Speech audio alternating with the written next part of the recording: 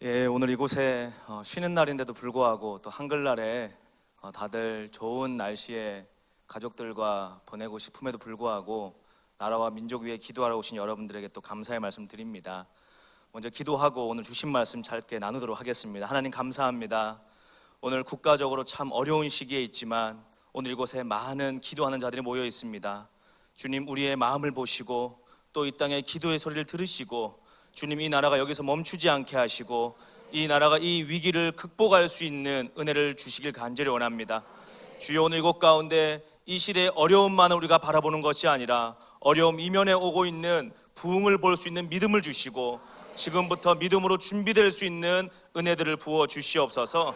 그렇게 하실 주님을 찬양합니다. 감사하며 예수 그리스도의 이름으로 기도드렸습니다. 예, 감사드립니다.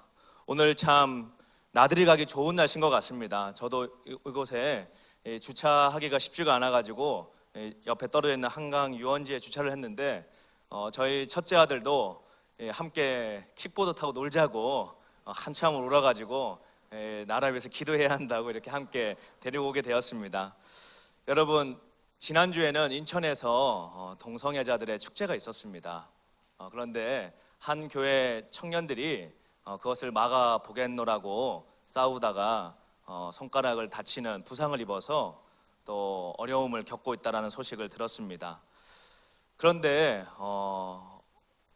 어떤 사람들도 또 어떤 교회들도 이 청년들의 아픔에 대해서 함께 하거나 또 참여하거나 하는 부분들이 별로 없다라는 소식을 제가 또 후에 듣게 되었습니다. 이런 일들을 들으면서 또 하나의 제가 사진을 한 장 보게 되었습니다. 그것은 홍수가 나서 떠내려가는 애기 하마를 구출을 하려고 엄마 하마, 아빠 하마, 또 주변에 도와주는 하마 3마리가 이 애기 하마를 둘러싸고 이 홍수 난 데서 건져 나오는 사진을 보게 되었습니다. 예전에 우리가 뭉치면 살고 흩어지면 죽는다 그러지 않았습니까? 그런데 어느 하나 요즘에는 이렇게 모여서 예배하거나 또 이 나라에서 잘못된 부분에 대해서 말하기를 주저주저 하는 것 같습니다. 왜 그렇습니까? 첫 번째로는 우리가 하나님을 경외하기보다 이 세상에 우리의 마음이 기반을 두고 있는 게 많기 때문이 아닌가 하는 생각을 갖게 됩니다. 오늘 이 나라에 너무나도 많은 교회들이 깊은 잠에 빠져 있는 것 같습니다. 실제로 이 땅에 진동이 오고 있고 국가적인 위기가 오고 있고 해외에 있는 수많은 기독교인들이 밤낮으로 금식하며 이 나라를 위해서 애통하며 기도하고 있는데 정작 인천공항에 한국만 들어오면 많은 교회들은 편안하다라고 생각을 하고 있는 것 같습니다. 또 심지어 굉장히 복음을 잘 설교하는 교회들조차도 실질적으로 나라를 위해서 희생해야 되거나 교회가 어려움을 겪어야 하는 위기가 오면 침묵하거나 애써 외면하거나 또는 중도 위치에 있으면서 좋은 이미지만을 관리하는데 급급한 모습을 보게 됩니다. 그러나 여러분, 오늘 우리가 이 시기들을 통해서 깨어나지 않으면 정말 큰 어려움이 오게 될 거라고 생각이 됩니다. 저는 지난주에 대만 국가 기도 모임에 참여를 하고 왔습니다. 그곳에 가서 많은 것들을 보게 되었는데 그 중에서 특별히 하나 놀랐던 것은 중국 지하교회 또 중국 삼자교회가 바로 올해부터 또 작년 가을부터 노골적인 기독교 핍박에 시달리고 있다는 사실을 언론을 통해서 또 중국에서 종종 오시는 선교사님들의 소식을 통해서 듣고는 있었지만 실제 그 땅에서 탈출한 목사님들의 간증을 들으면서 참으로 심각한 일이구나라는 것을 알게 되었습니다. 여러분, 중국 기독교의 핍박이 우리에게 증언하는 바가 무엇입니까? 바로 그것이 공산주의와 기독교는 함께 할 수 없다라는 증거를 보여주고 있는 것이죠. 그러면 왜 중국 교회가, 중국 공산주의가 그동안 경제 성장하는 시기 가운데 이 이빨을 감추고 있다가 이 발톱을 감추고 있다가 이제서야 갑자기 교회들을 핍박하고 교인들 집 앞에 CCTV를 설치하고 또 주일날 십자가를 무너뜨리고 하는 일들을 하겠습니까? 바로 이 영적 전쟁이 점점점 치열해지고 있다는 시대라는 것입니다. 여러분, 오늘 우리가 디지털 시대라고 합니다. 디지털 시대는 무엇입니까? 0과 1로 세상을 표현하는 시대죠. 0과 1이라는 것은 또 다른 말로 무엇을 말하고 있습니까? 극단화되는 시대를 살고 있다는 것입니다. 오늘 우리가 그것을 인지하건 인지하지 못하건 우리의 믿음도 양극단화되고 있습니다. 주님을 사랑하는 사람들은 자고 나면 더 기도의 자리로 가고 있고 더욱더 주님 앞에 순결해지고 있고 더욱더 주님을 갈망하는 마음으로 어제보다 10년 전보다 오늘 우리 마음 가운데 나라를 사랑하는 마음, 예수님을 갈망하는 마음, 주님 뜻 안에서 살고자 하는 마음이 점점점 성장하고 있는 것과 반해서 또 다른 한편에서는 세속화된 크리스찬들은 더욱더 깊은 잠에 빠져서 세상을 즐기며 간음하며 방황하며 방탕하며 그 어떠한 짓들을 함에도 양심의 이 부담을 느끼지 않는 사람들이 일어나고 있다는 것입니다. 자, 이것이 우리에게 주는 바가 무엇입니까? 이렇게 진동이 오는 시기에 영원히 진동치 않을 하나님의 나라를 우리 심령 가운데 유업으로 받는 자들이 복된 자라는 것입니다. 오늘 우리 삶 가운데 감사할 조건이 넘쳐서 감사하는 것도 기쁨이 있겠지요. 그러나 오늘 우리가 진정으로 감사해야 될 것은 어떠한 감사의 조건이 있기 때문이 아니라 그럼에도 불구하고 우리가 기도의 자리를 지킬 수 있음에 감사할 수 있기를 원합니다. 그래서 제가 중국 지하교회가 어떻게 핍박받고 있는가에 대한 영상을 짧게 한번 보여드리고 계속 메시지 나누도록 하겠습니다. 우리 영상 좀 틀어주시기 바랍니다.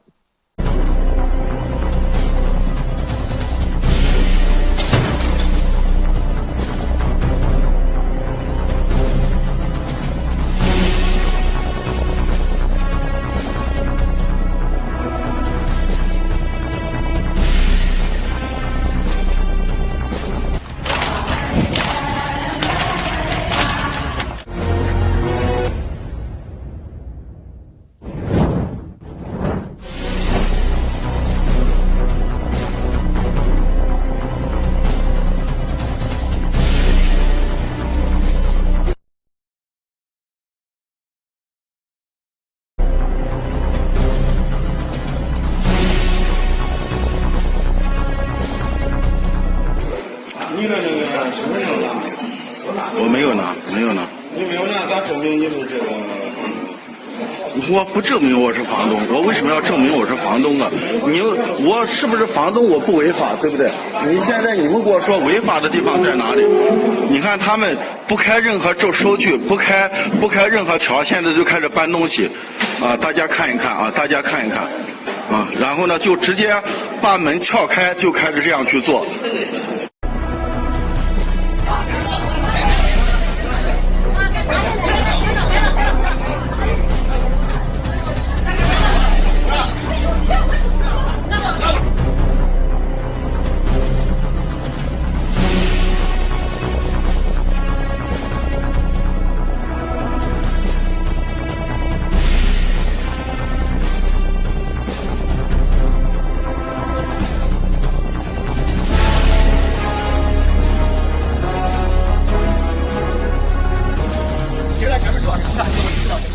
然后给他具体我也说打点这几路在基督教，其实我也不懂啊，但是我知道每个礼拜30多礼拜的，还有一些是不是圣经啊，还有一些这个办公桌椅啦，或者说一些这个就所谓的那搞这个啥仪式或者啥仪式的，这需要拆除。包括现在是弄了以后，如果说你办下来证了啊，我说是如果说你办下来证了，咋弄？4点，咋4点？国旗活泼要进。第一个国旗活泼。我说的是办了证的情况下，况且人家还4点国旗活泼，然后今日政策发挥，政策发挥指的啥？指的是宗教事务特色。第3，社会主义和价值观需要做。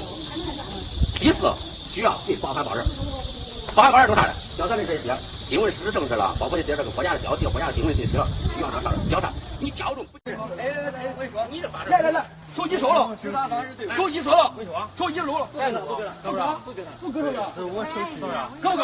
手机不开，我现在给你搁不搁？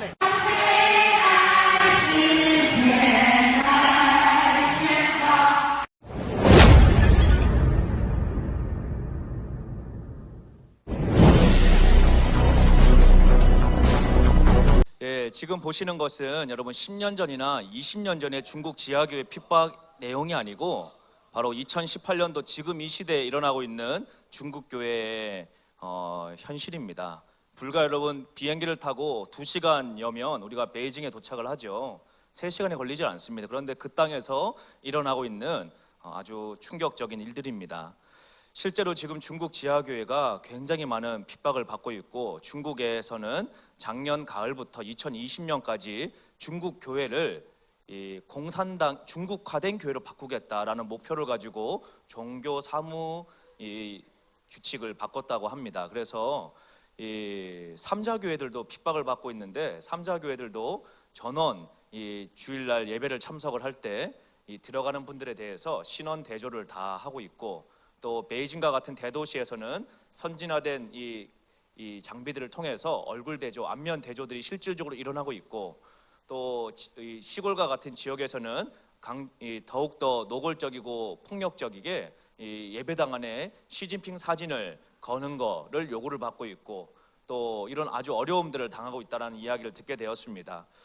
저에게 이런 간증을 해주신 목사님도 체포 직전에 첩보를 듣고 이 오랜 시간 교회를 개척을 하셨는데 아무런 것도 가져 나오지 못하고 홀로 몸만 피하셔서 구금은 되지 않았지만 굉장히 안타까워하는 모습을 보게 되었습니다. 또 인도네시아에 얼마 전에 큰 쓰나미로 인해서 아주 많은 사람들이 생명을 잃는 아픔을 보게 되었습니다. 뭐 신문을 보니까 위성 사진으로 찍힌 것인지 한 마을 전체가 그냥 종이짝처럼 쓸려 나가는 모습을 보면서, 야, 하나님의 진노와 하나님의 심판이 이렇게 무서운데 이 앞에 우리 인간들이 얼마나 하나님 앞에 이 죄악을 쌓고 있는가를 또 생각해 보게 되었습니다.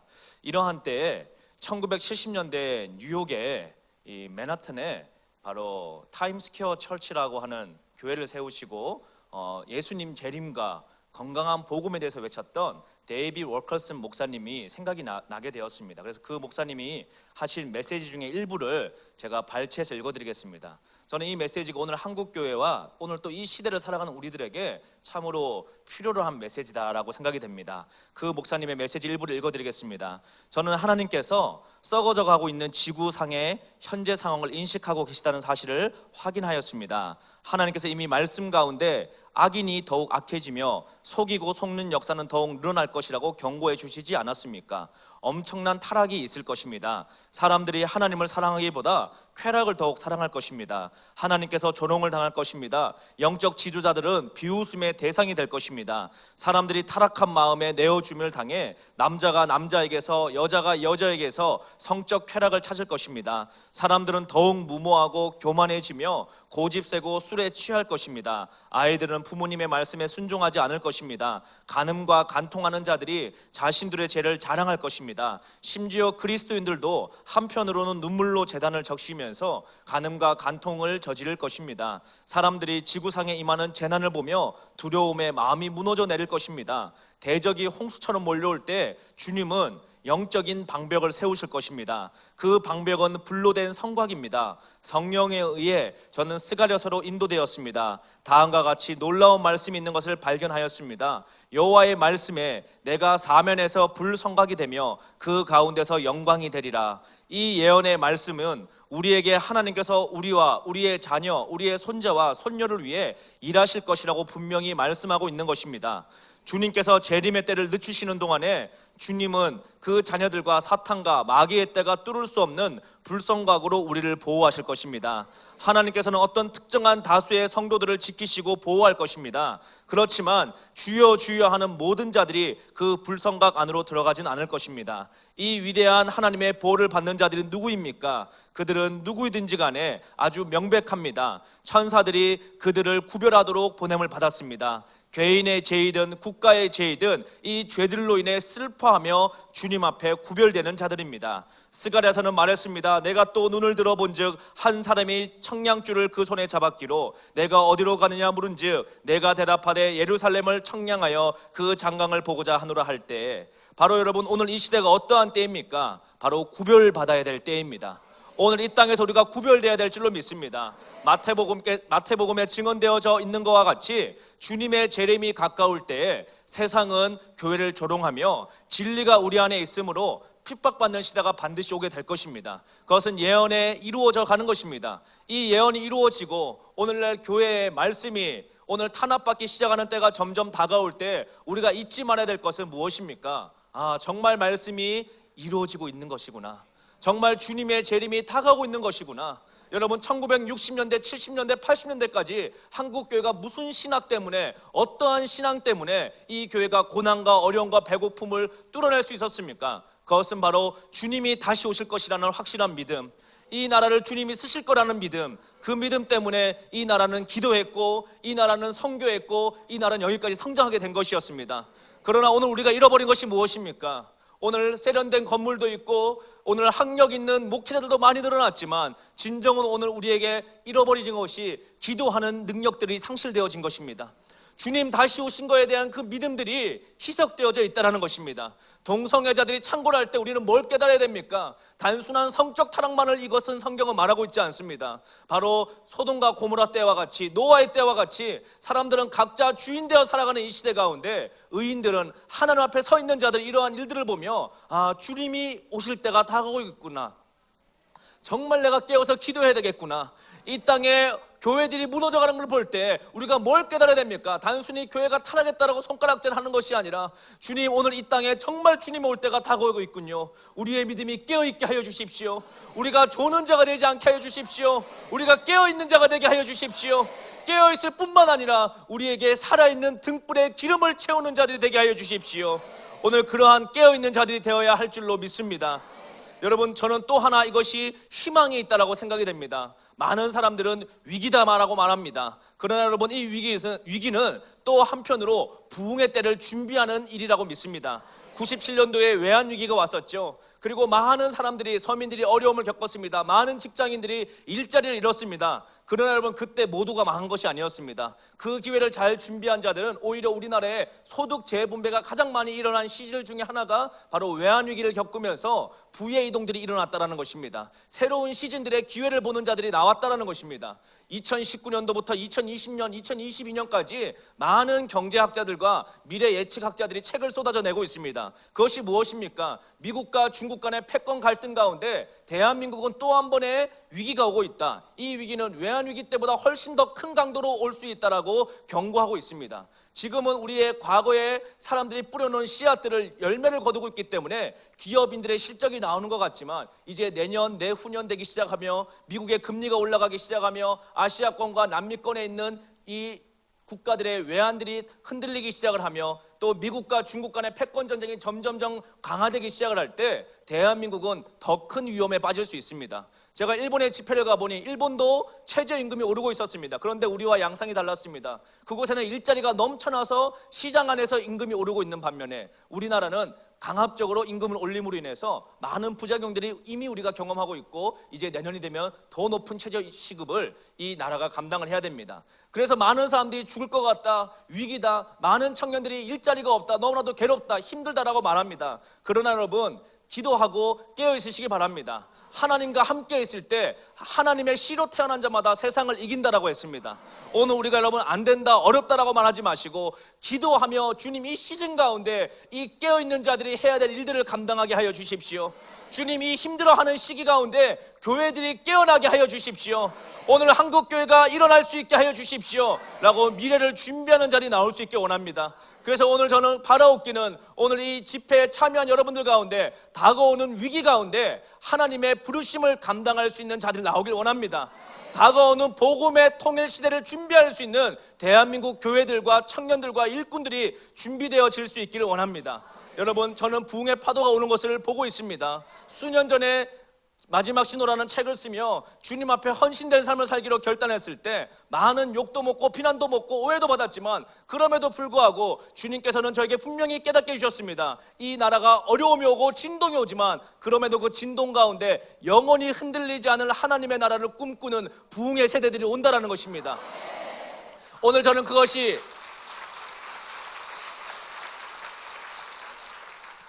그러므로 여러분, 우리가 주님을 기대하실 수 있기를 원합니다. 이 나라가 70년 전 건국될 때는 지금보다 훨씬 더 기독교인 숫자도 작았고 이 나라도 형편없는 상황이었습니다. 그러나 하나님은 이 나라를 세우셨습니다. 여러분, 이 나라가 망할 것 같았으면 벌써 망했어야 될 나라입니다. 그러나 지금까지 주님이 붙들으신 이유가 있지 않겠습니까? 그것은 바로 이 마지막 시대 때 복음 통일을 이루어서 아시아권의 세계 선교를 마무리 짓고 이제 주의 오실 길을 준비할 왕의 대로를 감당할 이 아시아의 리더 국가로 일어나야 될 줄로 믿습니다. 여러분, 한국교회는 아직 저력이 있습니다. 한국교회는 아직 힘이 있습니다. 오늘 교회가 잠에서 깨어나기 시작하고 성도들이 일어나 외치기 시작하며 우리가 울부짖으며 일어나기 시작을 할 때 오늘 한국교회는 다시 일어나게 될 것입니다. 한국교회가 가졌던 야성을 회복하게 될 것입니다. 그러므로 우리가 깨어 기도하기 원합니다. 낙심하며 포기하지 말고 움츠러들거나 여러분 긴장하지 말고 오늘 다니엘과 같이, 오늘 하나님의 사람들과 같이, 오늘 골리앗을 넘어뜨린 다윗과 같이 오늘 그렇게 우리가 일어날 수 있게 원합니다. 오늘 우리가 죽으면 죽으려는 심정을 가지고 주님 앞에 나아가기 시작을 할 때 오늘 하나님은 살으셔서 지금 이 민족 가운데 일하실 줄로 믿습니다. 그러므로 낙심치 말고 여러분 좌절하지 마시고 뉴스의 기사를 보면서 여러분 마음에 흔들리지 마시고 어제나 오늘이나 영원토록 변치 않는 하나님을 바라보실 수 있게 원합니다. 끝으로 이 이야기를 하고 마치길 원합니다. 대만에 집회를 갔더니 그 국가기도 집회에 그날에 부통령도 오셨습니다. 의뢰 많은 분들이 모이니까 하는 정치인의 예배가 아니라 그 부통령의 권면은 정말 이 기도자들의 기도의 소리를 담고 있는 메시지였습니다. 그분이 이렇게 얘기하셨습니다. 바로 대만이, 여러분들 때문에 대만이 일어나고 있습니다. 바로 여러분들 때문에 이 나라가 성장하고 있습니다. 바로 여러분들 때문에 이 나라의 범죄율이 줄고 있습니다. 바로 여러분이 이 나라의 보배입니다. 여러분, 우리나라에게도 그러한 날들이 오길 원합니다. 이제 복음 통일되어서 이런 미스바 집회가 평양에서 감사 예배로 드려질 날이 올 때 이 나라의 통일 대통령은 하나님 앞에 이 나라를 드리고 감사할 수 있는 일들이 오기를 원합니다. 그러므로 우리가 이 어두움이 덮을 때 악이 꽉 찬 줄로 알고 이제 우리가 일어나 빛을 발해야 될 때인 줄로 알고 이제 일어나 빛을 발하길 원합니다. 이제 기도하며 일어나길 원합니다. 우리가 합심하여 이 교회를 깨우길 원합니다. 우리 그래서 한 번 더 기도하실 때 주여 이 나라를 깨워 주십시오. 주여 우리의 신부들의 안에 주님 기름이 가득 차게 하여 주십시오. 주여 이 나라를 성령으로 일어나게 하여 주십시오. 주여 한국교회를 깨워 주십시오. 주여 이제 복음 통일되게 하여 주시옵소서.